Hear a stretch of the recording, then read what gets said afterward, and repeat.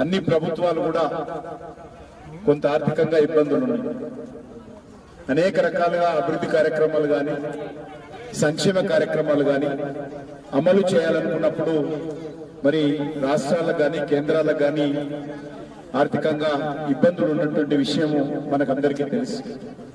ఈ పరిస్థితుల్లో మరి నేను మొదటగా మా ఊళ్ళో చదువుకోకపోయినా నేను చదువు మొదలుపెట్టినంత కూడా చెల్లబడ్డది కూడా అటు నుంచి అంటే హైదరాబాద్, అటు నుంచి అంటే ఢిల్లీకి పోయాను.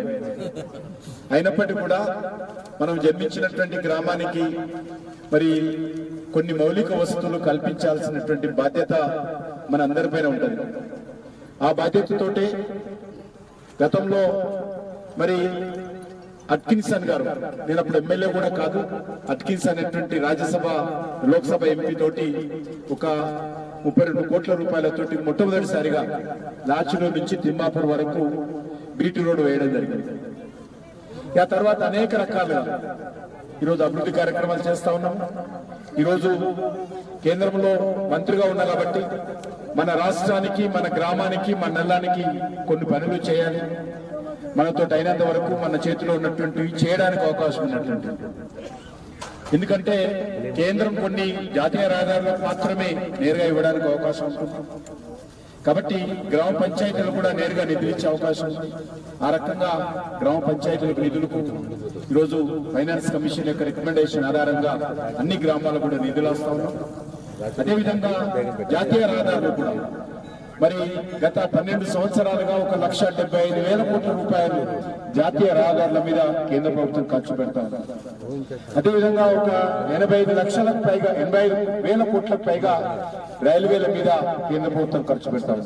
కాబట్టి నేను ఈ విషయాలు ఎక్కువ చెప్పకుండా ఈరోజు సంబంధించి మన యొక్క లేమూరు నుంచి మరి లింక్ రోడ్డు అయితే శ్రీశైలం హైవే నుంచి మరి ఈరోజు పటేల్గూడెం వరకు కూడా రోడ్ వస్తుంది. ఎందుకంటే ఈ రోడ్డు మాత్రం మరి ఇబ్రాహీం పటేల్ లింక్ రోడ్ అయితే మన రంగారెడ్డి కాన్స్టిట్యున్సీ ఉందో అక్కడి వరకు కూడా ఇది లింక్ రోడ్ ఏర్పడుతుంది. ఉదయం ఆగర్మియాగూడ నుంచి సుమారు 38 కోట్ల రూపాయలు ఈ యొక్క రోడ్డుకు డబుల్ లేన్ వేయడం కోసము మంజూరు చేయడం జరిగింది. అది సిఆర్ఐఎఫ్ అని సెంట్రల్ రోడ్ ఇన్వెస్ట్మెంట్ సంబంధించినటువంటి ఫండ్ కింద ఈ రోడ్డు రావడం జరిగింది. అదేవిధంగా మన లాచునూరు నుంచి మరొక రోడ్డు మరి తిమ్మాపూర్ వరకు నుంచి జబార్గూడెం నుంచి ఎలిమిలేడు నుంచి కప్పపాడు నుంచి చెల్లపట్టేగూడెం నుంచి ఇబ్రాహీంపట్నం రోడ్డు వరకు కూడా అదొక రోడ్డు కూడా మంజూరు చేయడం జరిగింది.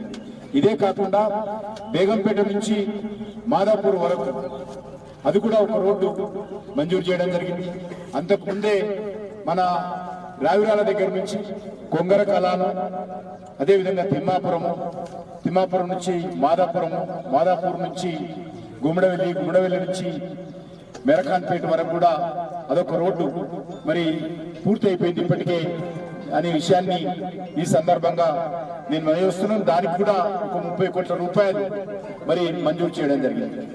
అదే కాకుండా నేను ఇంతకుముందు చెప్పినట్టు బేగంపేట మాదాపురానికి సంబంధించినటువంటి 17 కోట్లు అదొకటి.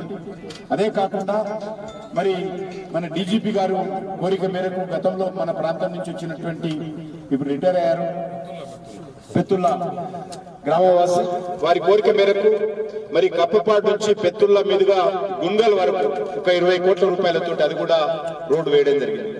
ఈ రకంగా మన చుట్టుపక్కల ప్రాంతాలలో రోడ్ కనెక్టివిటీ, ఎందుకంటే పెద్ద ఎత్తున రియల్ ఎస్టేట్ పెరుగుతుంది కాబట్టి రోడ్డు ఉంటే మిగతా పనులు ఆటోమేటిక్ అవుతాయి, భూములకు విలువ పెరుగుతుంది, రాకపోకలు. ఎందుకంటే ఈసారి గ్రామాల్లో కూడా అందరూ కార్లు కొంటా ఉన్నారు, ఇంతకుముందు పెద్దలు చెప్పినట్టు. కాబట్టి ట్రాఫిక్ సమస్య కూడా ఉంది. కాబట్టి మౌలిక వసతులు, ఇన్ఫ్రాస్ట్రక్చర్, ఊళ్ళల్లో తాగునీరు, అదేవిధంగా రోడ్లు, విద్యుత్, ఈ 3 మనం కనిపిస్తే మిగతా కూడా ప్రజలు చేసుకుంటారు. కాబట్టి ఈరోజు మనము ఆ దిశలోనే ఆలోచన చేసి ఈ మౌలిక వసతులు కల్పించడం జరిగింది. పెద్దలు చెప్పినట్టు, మంత్రి గారు చెప్పినట్టు తప్పకుండా ఈ యొక్క RRR రోడ్ ఏదైతున్నదో దానికి సంబంధించి త్వరలోనే క్యాబినెట్ కు వచ్చే విధంగా మరి నేను ఇప్పటికే నితిన్ గడ్కరీ గారితో వారు కూడా రెగ్యులర్ వచ్చినప్పుడు మరి వారు చాలా ఇంట్రెస్ట్ తీసుకొని వారు కూడా మాట్లాడుతూ ఉంటారు. తప్పకుండా రాష్ట్ర ప్రభుత్వానికి సంబంధించినటువంటి మంత్రులతోటి, ముఖ్యంగా వెంకరెడ్డి గారు కలిసి మరి కేంద్రానికి సంబంధించినటువంటి మరి ఈ రకంగా ఈ యొక్క రోడ్డు కార్యక్రమం అవుతున్నదో, రోడ్ల కార్యక్రమం అవుతున్నదో, జాతీయ రహదారుల కార్యక్రమం అవుతున్నదో అది పూర్తి చేస్తాం. ఈ మధ్యలో నేను రివ్యూ చేశాను. ఈ యొక్క శ్రీశైలం హైవే కూడా త్వరితగతిన అది కూడా మంజూరు చేయడం కోసం ఇంకా ఫైనల్ డిపిఆర్ ఇప్పుడిప్పుడే రెడీ అయింది. దానికి సంబంధించినటువంటి కొన్ని 2-3 మీటింగ్స్ లో దాని వివిధ మరి ప్లేస్లలో మంజూరు కావాల్సింది. అది కాగానే ఆ రోడ్డును కూడా తప్పకుండా వచ్చే సంవత్సరం లోపల పనులు ప్రారంభిస్తామనే విషయాన్ని ఈ సందర్భంగా మనవి చేస్తూ, మరి మనకు తెలుసు మన ప్రాంతం నుంచే మరి ఈరోజు అంటే వయా షాద్ నగర్ నుంచి ఒక బుల్లెట్ ట్రైన్ కూడా వస్తా ఉంది.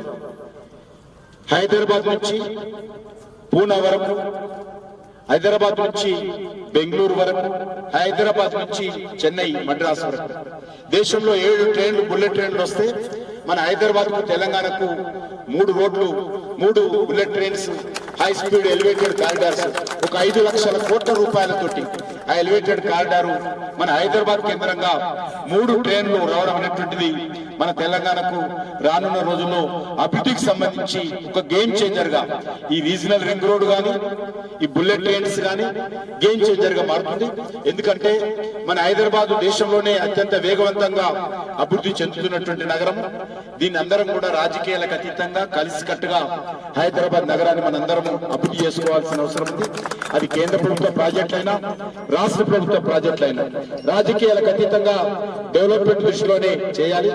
ప్రధానమంత్రి గారు రెగ్యులర్ గా నేను తెలంగాణ విషయంలో అభివృద్ధి విషయంలో మాట్లాడుతూ ఉంటాను.